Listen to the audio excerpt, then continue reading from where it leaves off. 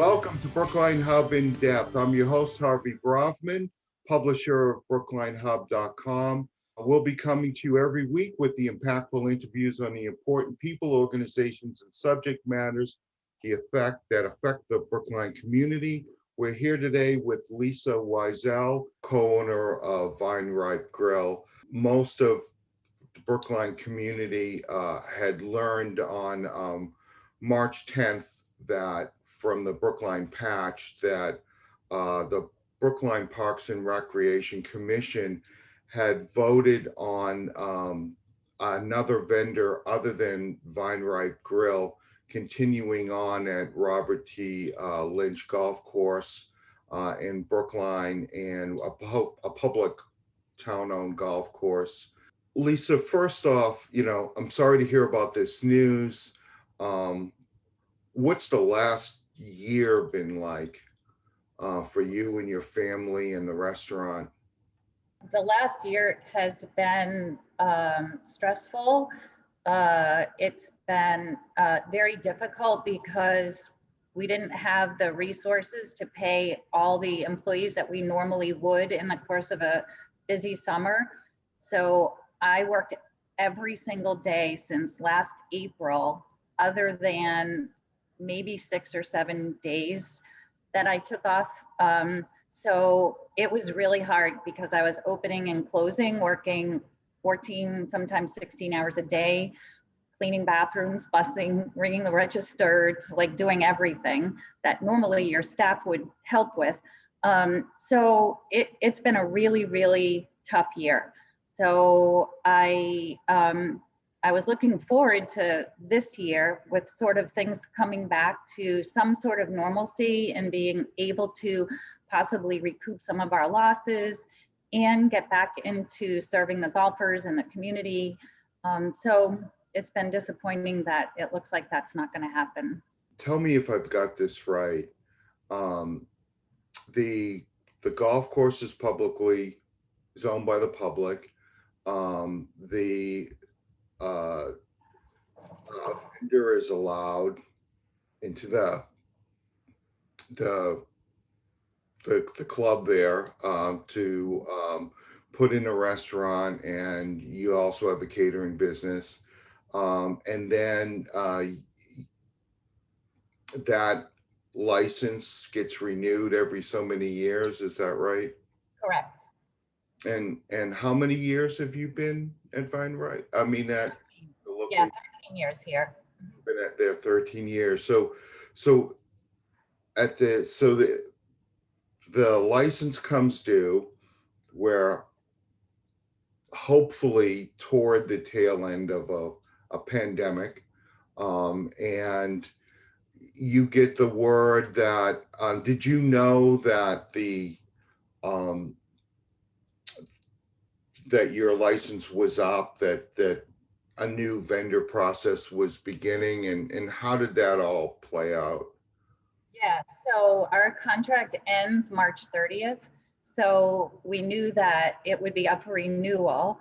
And in December, an RFP was issued, which is a public process, anyone can bid. So when we got that RFP, it was sort of financially, for us, unacceptable. We couldn't bid. They were asking for increased rent, which was fine. They do that every RFP. But on top of that, they wanted $100,000 from the vendor to use for the infrastructure of the building. And they put an example in for air conditioning, for redoing the bar area, for possibly upgrading the porch area. In addition to that, they wanted 10% of all our catering sales, which is about half of our business. They wanted us to pay for or discount all of the golf course employees up to $25 a day. So not even our employees, these are golf course employees. So my husband and I looked at it several times thinking they can't possibly be asking for this sort of money after the year we've just been through. Let So me just quickly, what's the contract like now? Like, did you have to do any of these types of things for the no, contract? no, they always want you to have some sort of capital improvement program, but it's always been up to the bidder to put forth what they would like to do in order to get the bid. So you always want to do something because you want the bid, you want to be able to work, and we want to stay here. So you'd always put something in the bid, but $100,000 was, we just couldn't afford it. So we passed on the bid. So what I found out was that there were no bids that came in, not one. So now they sort of had to scramble and figure out what to do. So they decided to do an RFQ. And an RFQ is, it's got limitations. So it's a 1-year contract. They reduced the rent. They weren't asking for any more capital improvement money or anything like that. So it was what it should have been to start. So we bid on that. We certainly were going to do that because we wanted to stay here. So they had their interviews last Monday. There were 3 bidders. They had Zoom interviews with all of us last Monday. And we were told that we would hear by Friday or Monday at the latest what their decision would be. So we didn't hear. And Tuesday night, I was on my computer doing some work and got an email from the Park and Rec department inviting us to a Zoom Park and Rec Commission meeting, which was being held at that moment and actually ending in 10 minutes. And on the agenda was announcing the new vendor at the Robert T. Lynch Golf Course. So I immediately went on the Zoom as everybody was saying goodbye. So I texted Justin Lawson, who's our golf pro here. He didn't respond back to me. I assumed we got it and was just curious why they never told us that this meeting was happening, that we got it. And then I emailed Lee Jackson, who's the director of Park and Rec, no response. So I called someone whom I know on the Park and Rec Commission, and she said, unfortunately, they went in another direction. I'm like, what? I was in shock. And Harvey, to this day, which is 3 days after their decision, after that public meeting, they have not contacted me to tell me that I did not get the bid. 3 days later, there's been no contact as far as that. So they're wrapping up the meeting. They email you, contact you to say, can you join the meeting? We're going to announce who the vendor is. Yeah. And yeah. I think it was sorry. And it wasn't just to me, it was sort of a general email that goes out to the public. But why it was sent at that hour, I don't know. My understanding is that public commissions and committees have to give 48-hour notice to the public before any with the agenda that's going to be discussed. And did that happen and you just didn't know that you were? I never got an email about it, but I would think that they would have personally called us and told us that they're having that meeting and that we're sorry we've gone in another direction. I mean, if that had happened and this process wasn't flawed and they, they've done things that they shouldn't have done, I would have said, oh, what are you going to do? We didn't get the bid. But the fact that they kept us in the dark and sort of pulled the rug out from under us is just unacceptable. And the process was not followed properly. And that's what I am asking them to do. So just to wrap up this part of it, the whole bid process part of it, you've been a vendor at the golf course for 13 years. You have you survived the pandemic. And how much business would you say you lost in the last year?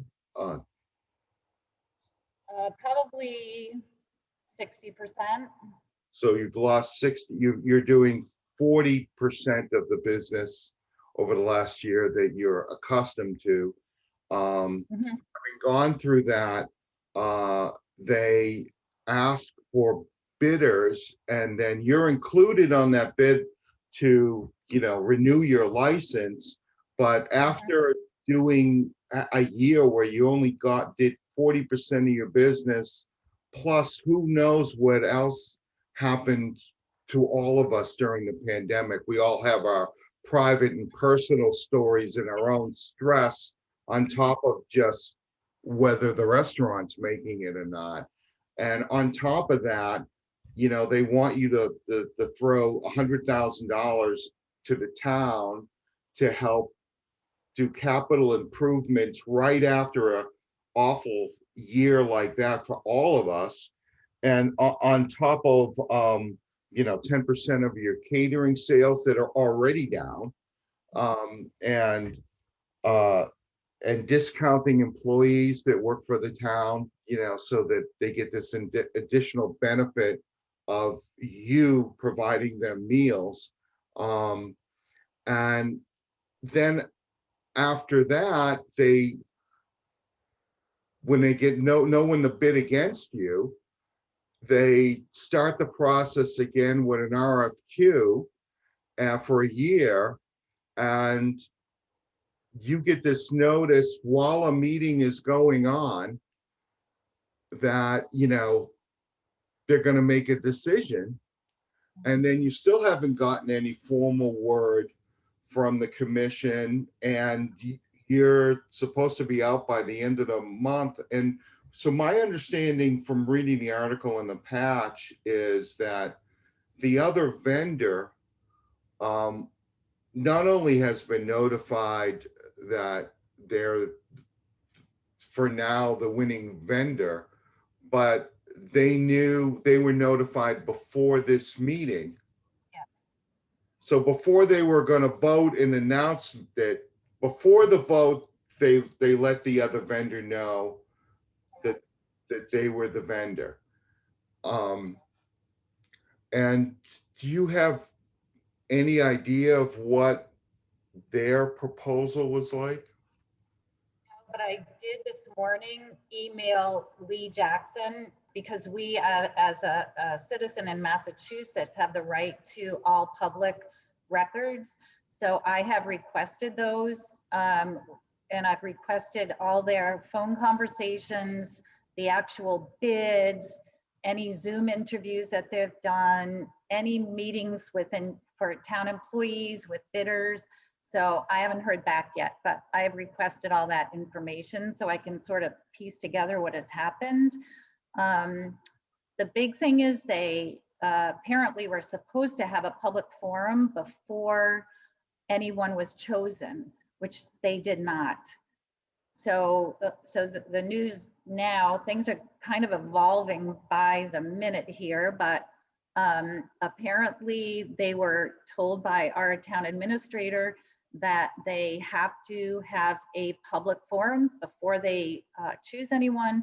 So they have put everything on hold, and they are scheduling a public forum for next week. Okay.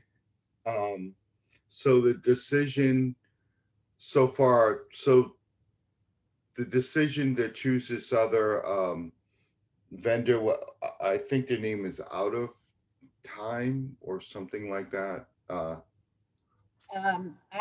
don't really know. I know the name is Chris Yorty, but I'm not sure what he does. Sure. I had it on my screen here somewhere, but Right now, I guess that doesn't really matter at this point. I heard something about a fast food restaurant near Fenway or something like that that he runs. Yeah, and this isn't about them really. Right, It's right.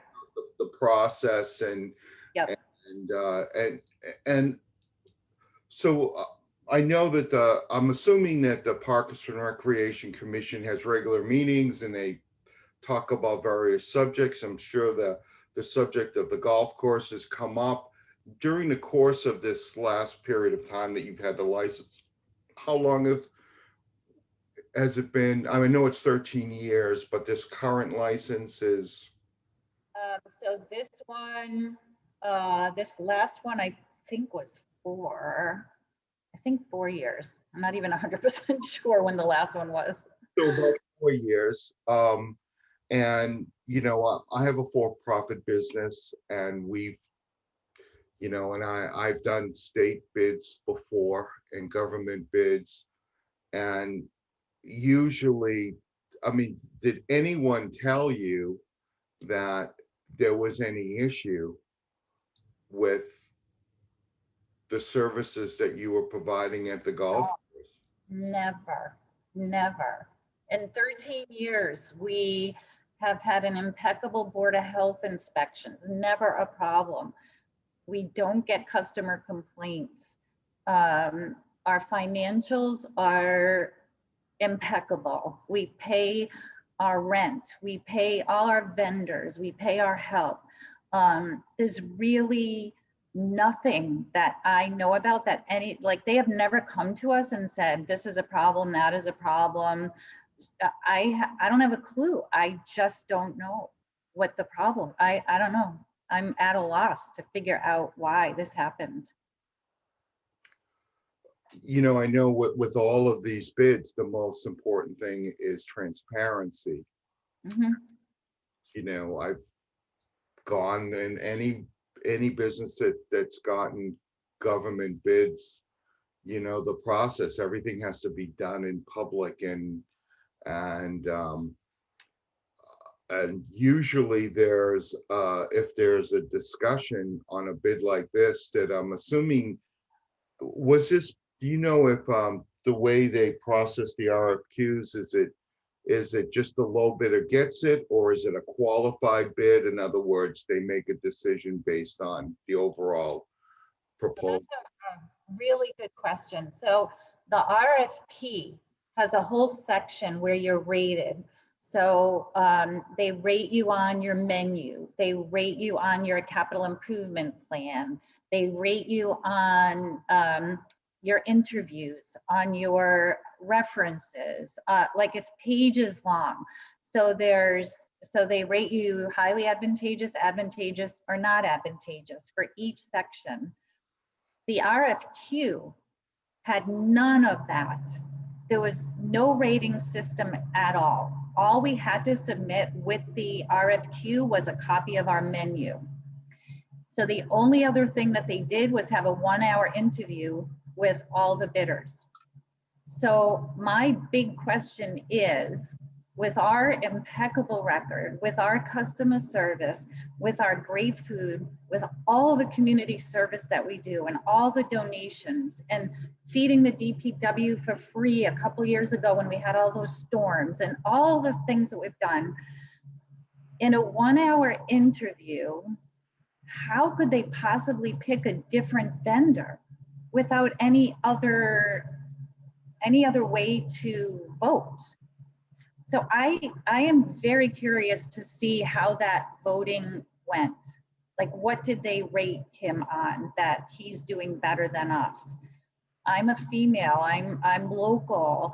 We've been here for 13 years with an impeccable record. We do all this community service. How, it blows my mind how they went in this direction.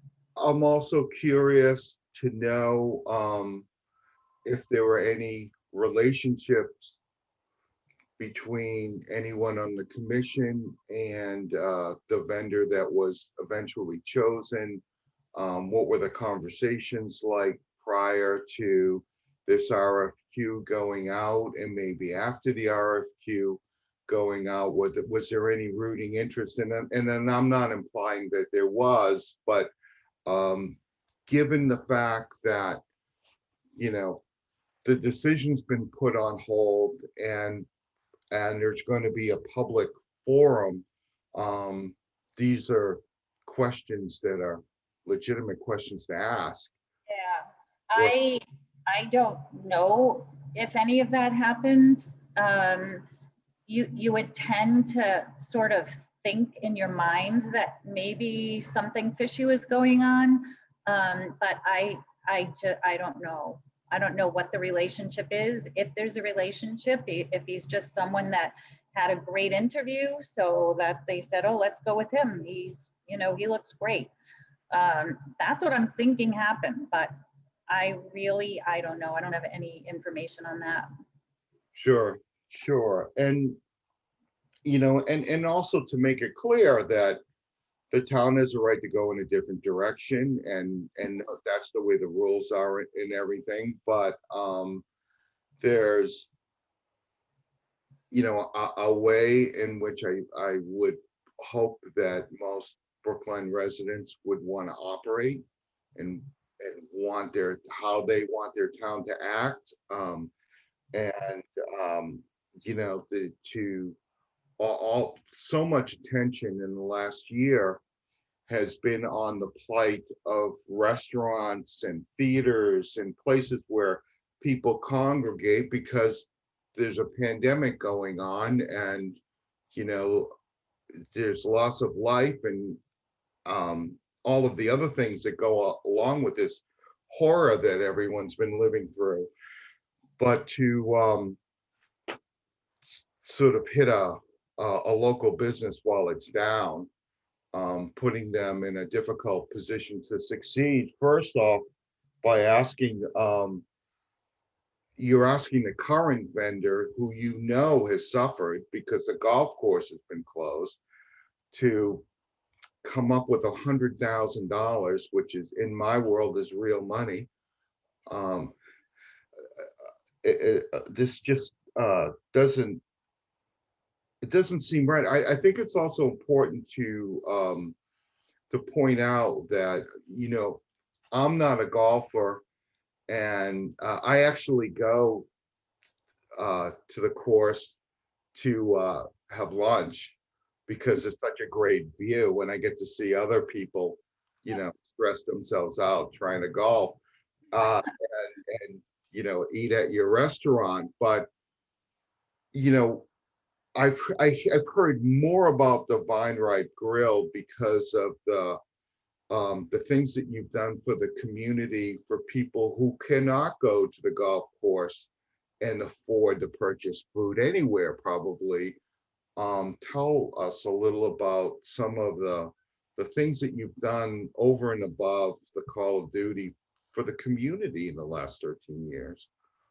So, I mean, for one, and I guess the thing I'm most proud of is our Thanksgiving community dinner. So we started that about 5 years ago, and my husband and I and all our children come in to work 3 days before Thanksgiving and prep all, like turkey and mashed potatoes and squash. And the first year we had shrimp cocktail, and everyone got an individual shrimp cocktail. We rent plates and dishes and glassware and linens and flowers. And the first year we had music. And so we worked for 3 days getting it all ready, getting the whole clubhouse set up. And anyone that cannot afford to have their own Thanksgiving dinner, or senior citizens who have nowhere to go, whose relatives may be far away, they come and we serve. I get volunteers. My parents are like 94 and 90, and they come and they help, and we say grace. It's just a beautiful community service that we donate everything, the whole thing. And we do that in conjunction with the police department, the housing authority, the Rotary Club, the teen center, the senior center. So Casey Hatchett, big kudos to Casey Hatchett, who helps organize this every single year. She gets the police department to help drive people who don't have cars, who can't get here. There's volunteers from the senior center who work there, who drive people. She has a list. It's a huge community effort that we started. So I love that event. This year during the pandemic, we couldn't do that. So we donated hundreds of meals to, and the police department again came and picked them all up, and the housing authority picked them up and delivered them to whoever needs them. So I'm really proud of that. We also, as I mentioned earlier, for the DPW, when we had all those snowstorms a few years ago, I called the DPW and I said, we want to give you guys lunch. And we had 2 different shifts, filled up the whole restaurant, and we donated lunch for everybody. We've donated dinners for families who have suffered COVID this year. So anyone who knew a family member or a friend who had COVID, they just call us up or email me. They give me the address and we deliver meals for free of charge. We do the food pantry gala. We do the senior center gala. We do all the library events. We host all the town schools here, their end of year teacher retirement parties, the 8th grade parties. We don't charge labor for any of those parties. Any town event here at the golf course, we don't charge any catering fees, any labor fees. So over the years, we've done a lot, and I'm not bragging about that. I love that. I love that we're able to do that in this community. I really do. And that is honestly what I'm going to miss the most, those connections to just the wonderful people that we've met over the years. And the golfers that, that they come in every day. I've been seeing the same faces for 13 years. The women golfers, the men's leagues. It's just been a great place to work. So I would think with all of that had to have weighed in somehow in their decision. And I just can't imagine why they, wouldn't have looked at that a little bit more. Or try to at least thank you. Yeah, nothing. Lisa, I'm so sorry that this has happened to you and your family. I have one last question, and that's, what if this does not get turned around and you don't stay? What is the future of VineRipe Grill, do you think? So I don't know. I haven't given that a lot of thought, but I'm a faithful person, and I feel like one door closes, a window opens, and out I jump, and I survive, and whatever I do, I'll be happy. And I'm almost retirement age, so if this doesn't work out, I'll do something. I'll survive, and it'll be fine. Everything's always fine. So that's, well, I haven't given it any thought really, but I did this this winter. I created a cookbook, and I asked lots of people, friends, family, to submit a recipe that they have used during the pandemic. And with their recipe, they needed to submit a silver lining. So it's my silver lining cookbook, and I distribute it to everyone who submitted a recipe. So that's something that for me, there's a silver lining in everything, and there will be for this too. Lisa, thank you for coming on. We're not a breaking news organization, BrooklineHub.com. We're a nonprofit. And to be honest, I've learned, I know you more over the last 13 years. God, I knew you before you were there. So, I hear more about VineRipe Grill because of something that they're doing for the community. And all of these nonprofits that you've helped have always tell me about what you've done. And I know when we publicize your Thanksgiving, events every year. You're always telling us to put the attention on the cause and not your business. And so we know what you're about. And, I just think that you deserve the opportunity to speak to your community and for us to have the opportunity to thank you. I get my chance now, and I have a good feeling at the public hearing a lot more people are gonna have their opportunity. So the only thing I can suggest to you is to have Kleenex with you. Listen to the public. Oh, Um, that's so sweet. um, Thank you again. Thank you, Harvey. And see you all next week for another edition of Brookline Hub In-Depth. Hi, my name is Danielle Myers of ADW Video Productions and BrooklineHub.com. BrooklineHub.com is a 501c3 nonprofit online publication dedicated to community building through local reporting and events. Brookline Facing Civil Rights was produced by our founder, Harvey Bravman. The film is about the experiences of African Americans who helped break the wall of segregation that existed in Brookline before the civil rights laws were passed in the 1960s. Last year, the film sold out the Coolidge Corner Theater and included a panel discussion on inclusivity. You can stream the film and the discussion on BrooklineHub.com in exchange for a donation to the Brookline Community Foundation's Safety Net Fund. You can also stream Soul Witness, a film that features interviews with Brookline Holocaust survivors conducted 30 years ago, on soulwitness.org.